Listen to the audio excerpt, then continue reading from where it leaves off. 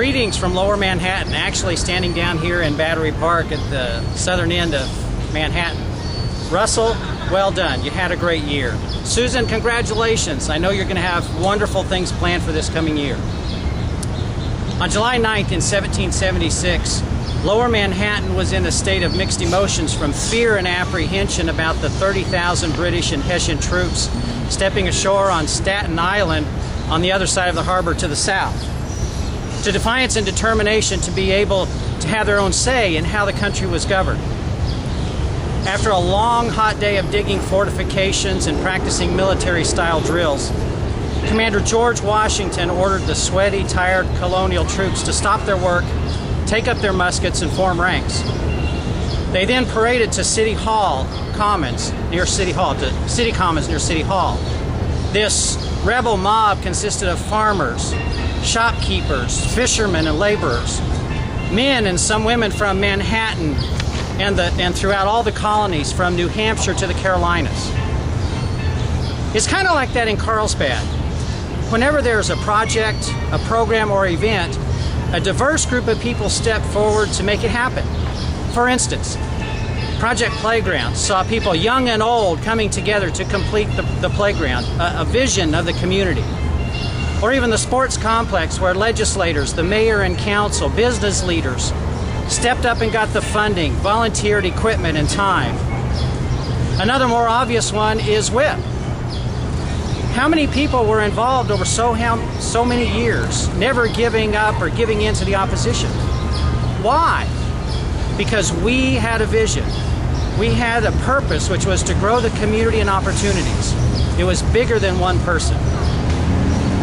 Standing silently as they formed ranks, an officer stepped forward and unrolled a thick sheet of paper, and he began to read an explanation of why they were here and why they would be asked to face death in the coming months.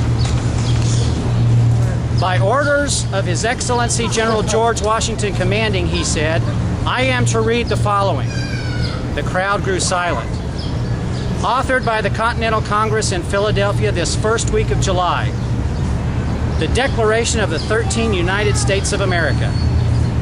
When, in the course of human events, it becomes necessary for one people to dissolve the bands which have connected them to another, and to assume among the powers of the earth the separate and equal station to which the laws of nature and of nature's God entitle them, a decent respect to the opinions of mankind requires that they should declare the causes which impel them to the separation. We hold these truths to be self-evident, that all men are created equal, that they are endowed by their Creator with certain unalienable rights, that among these are life, liberty, and the pursuit of happiness. As grievance after grievance was read outlining the American case against the British King, those listening nodded in agreement and at times shouted in agreement, "Huzzah!" as the reading drew to an end. The officer's voice became more decisive. And for the support of this declaration, with a firm reliance on the protection of divine providence, we mutually pledge to each other our lives, our fortunes, and our sacred honor. When the reading ended, this unlikely army and surrounding crowd cheered in approval. Being inspired by this Declaration of Independence, the crowd stormed down Broad Street to Bowling Green, which is just across the street. They tore down a statue of the British King on horseback. The Declaration of Independence became a call to action. Is Carlsbad unique? Probably not. But we don't give up either. It takes determination to spend 20 plus years to open WHIP, to pursue a vision like the Cascades that will become a jewel in the community, and put up with rutted streets, because we know the benefits to Carlsbad on the other side are what's best and worth the time and effort and frustration. Why does this work for us? Because we make the decision every day to succeed. Our vision and our purpose drives us every day, and we don't give up. We do whatever it takes. For the next 8 years, the brave would endure heat, starvation, freezing cold, and disease because they believed in the ideals enshrined in the Declaration that proclaimed that rights such as life, liberty and the pursuit of happiness are unalienable, and that all men are created equal. That was something worth fighting for and dying for. That's what makes America unique in human history, a nation like no other. A nation that others wanted to be a part of. Freedom and liberty are unstoppable forces that draw others to it. And so this country, America, became the land of hope and opportunity. Abraham Lincoln repeatedly described America as the last best hope of earth.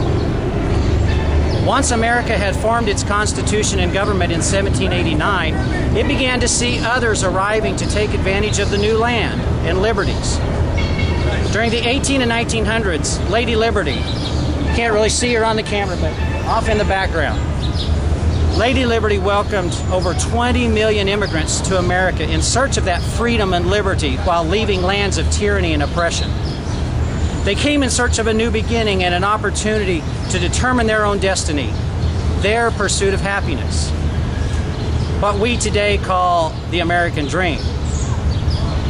All we said to them was, come, and the only limits to what you can achieve will be your own talent and desire.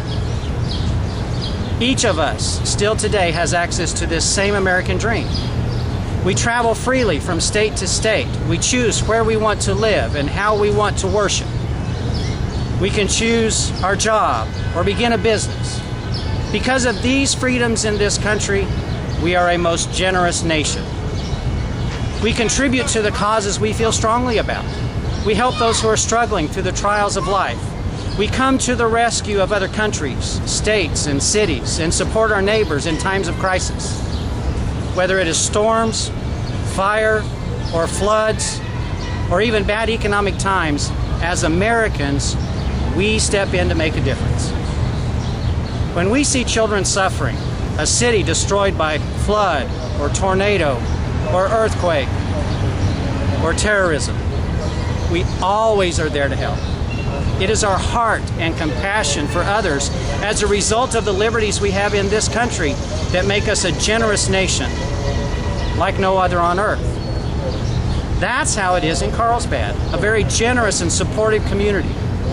The donations of money and time given to support our youth sports, charitable and service organizations, or even sending clothing to Louisiana or care packages to soldiers. It's amazing what we do.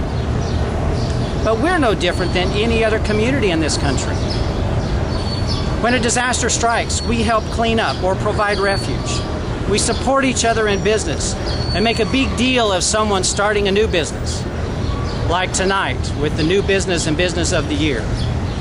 We all want the American dream to live on, and when a person steps up to take their shot at it, we should all be champions of their effort. However, this liberty and freedom does not come easy. There are sacrifices to be made, whether you are starting a business, buying a home, or defending the country. Sacrifice is necessary. Freedom isn't free. The signers of the Declaration made that clear when they wrote, "We mutually pledge to each other our lives, our fortunes, and our sacred honor." To achieve anything of value, there must be sacrifice. As we say, you have to pay the price. Carlsbad is special, but it's not unique. Travel the country, meet the people, discover their dreams.